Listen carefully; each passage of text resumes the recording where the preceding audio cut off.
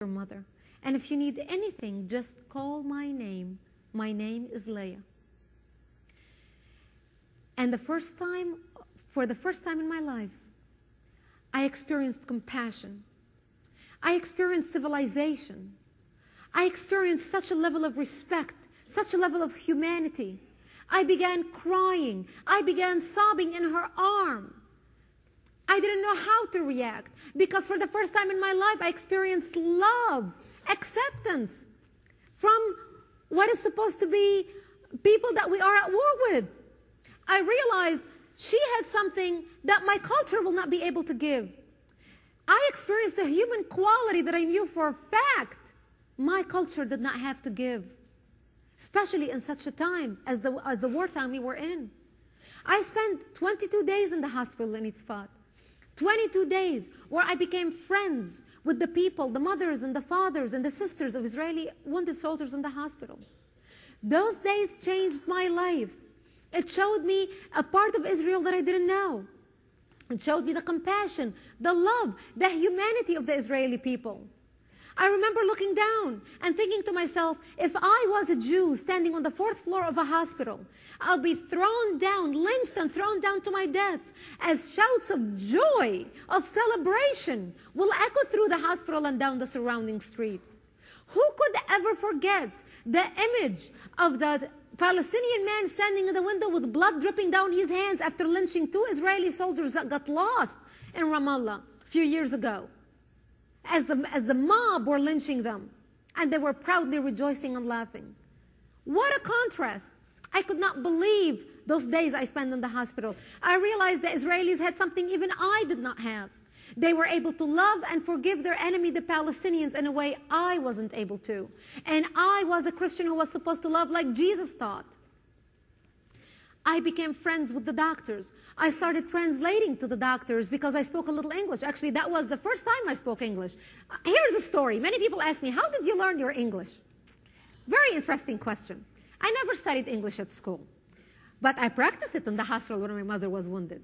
When I was in the bomb shelter, we finally, to hear the news after many years, we learned how to operate a black and white television on a car battery.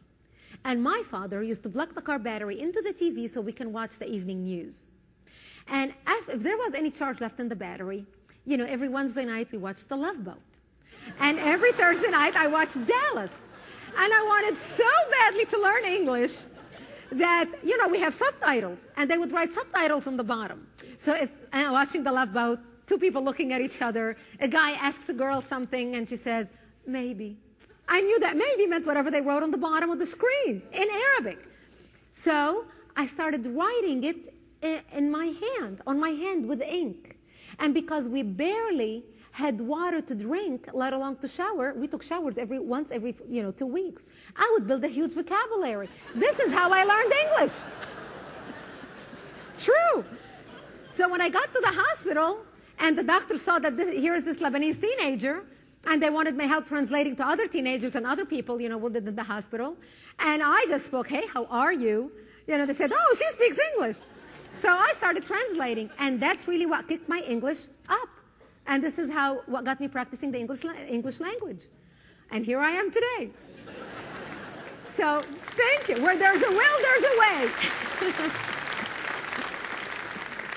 I wanted so badly to come to America, even back then, because watching The Love Boat, I never thought that actually that was real, that people did go on cruises, that was like fantasy land.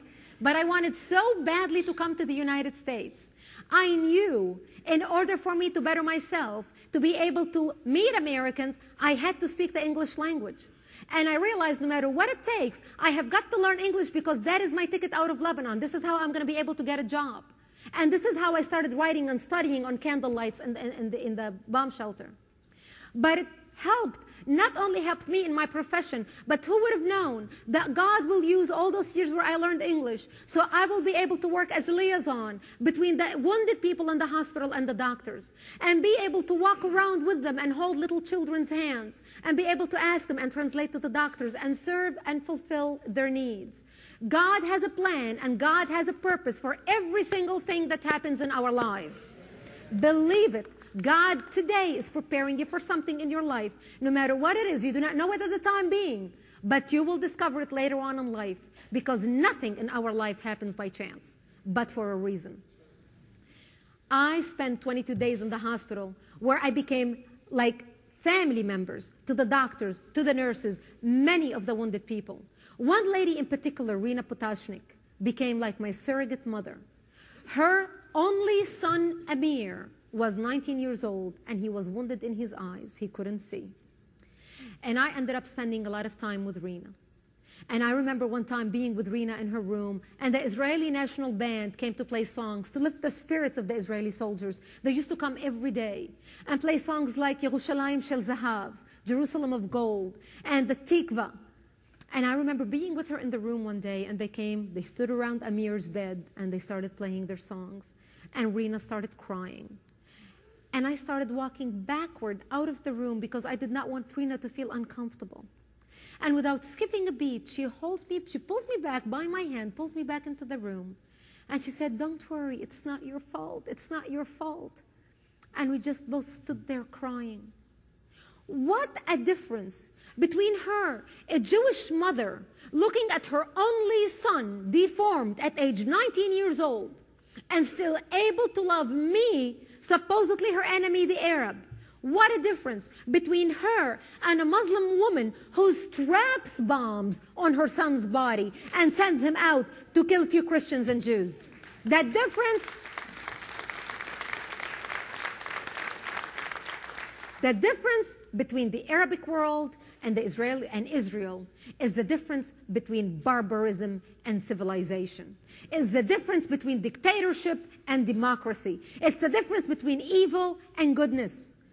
I was with my mother in the room, and one of the ladies, like I mentioned to you earlier, was a Muslim, the two ladies that were around my mother. One, she was in the hospital for 10 days. And after 10 days, the Israelis saved her life. She was completely paralyzed, and they saved her life. They picked her from the street, laying flat. She couldn't get up and run away to hide. She was paralyzed because of her injury. They brought her and took care of her. And after 10 days, when they would do their morning rounds, and after they would leave, she would look at them and she would say, "I hate you all. I wish you were all dead." And for the first time in my life, at age 17 years old, I saw evil. Evil. Because when you are unable to be grateful to those who saved your life, you have no soul. You have no conscience. And once you lose your soul and your conscience, you have crossed a very fine line between humanity and something very ugly on the other side. That was my experience with Israel. After staying there for 22 days and not wanting to go back to Lebanon. But I had to because of my parents. I had to because I'm an only child. You see, my parents were married for over 22 years of their lives. They couldn't have any children. And my mother had me, she was 55 years old, and my father was 60. I was a miracle in their lives. So by the time I was a teenager, my parents were elderly and they needed my help. I had to go back to Lebanon to take care of them. But I vowed that one day I will return to Israel. That one day I would live amongst those people whose values and character I respected so much, whose culture I admired. And I was so blessed to be able to move to Israel in 1984 and become news anchor for World News in the Middle East, covering news events. I was thrown in the heart of the media in Jerusalem. Literally, was unbelievable. I worked in a building called Binyanei Ha'umah, the nation's building in Jerusalem, right next to the Hilton Hotel, if any of you have ever visited Jerusalem. And all the Western media was located in the same building. ABC, NBC, France TV, German TV, Italian TV, everybody. And I was able to see information and evaluate information and had access to information where I was able to evaluate it for myself. Information that was not filtered through the Arabic propaganda filters that Arabs were oblivious to.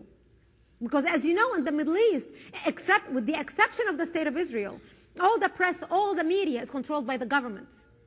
The people do not get the news that they should get. They get the talking points of whatever dictator ruling them at the time. We also, that perfect example with Yasser Arafat with the Palestinian Authority. In the middle of the suicide bombing in the mid-90s, you go to Israel, you ask somebody, what do you think about Ariel Sharon? You get 20 different answers from 20 different people on the street.